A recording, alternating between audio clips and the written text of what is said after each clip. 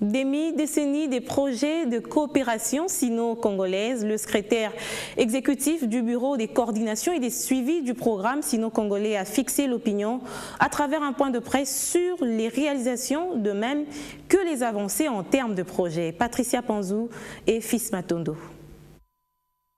Reconstruction et modernisation de la RDC, les projets de coopération sino-congolais viennent de totaliser 5 ans. Les entreprises chinoises avaient apporté des ressources financières nécessaires à la réalisation des infrastructures et à la modernisation du pays. En contrepartie, le gouvernement avait cédé des gisements miniers. Au cours d'un point de presse, le coordonnateur de suivi de ce programme a tenu à enrayer l'amalgame sur ce projet. Il n'existe pas un contrat chinois signé entre la République et le gouvernement chinois, ni entre la République et la banque Exim. Mais il existe un accord de coopération signé entre le gouvernement de la République et un groupement d'entreprises chinoises. Les deux parties se sont convenues de mettre en place une joint venture minière qu'on appelle aujourd'hui la SICOMINE, qui a été créée en 2008.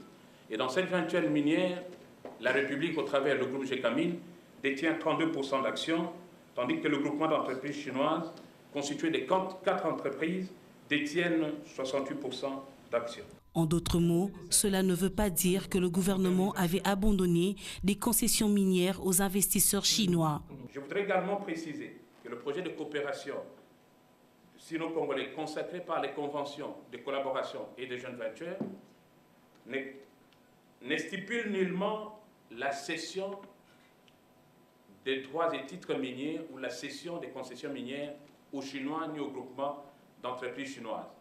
Mais ces droits et titres miniers sont mis à contribution, sont cédés à la SICOMINE pour une exploitation commune afin de servir de garantie aux différents financements obtenus des banques chinoises ou levés sur le marché financier international. Compte tenu de tout cela, les deux parties doivent trouver leurs intérêts respectifs. Les Chinois gagnent en termes de pénétration du marché. Ils sont ici en train de réaliser des travaux d'infrastructure. Quand ils réalisent des travaux d'infrastructure, ils ont quand même un bénéfice dans ces travaux. Ils sont dans la SICOMINE et je disais que les produits de SICOMINE seront vendus sur le marché international.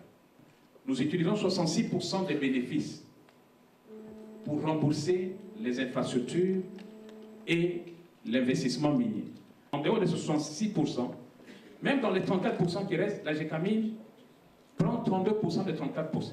Et si vous faites les calculs, vous trouverez que la GECAMINE a 10,88%, l'État congolais 66%, et les Chinois sortent avec 23% de l'exploitation minière. La Chine croit en l'avenir de cette coopération en déboursant presque la totalité de sa quote-part.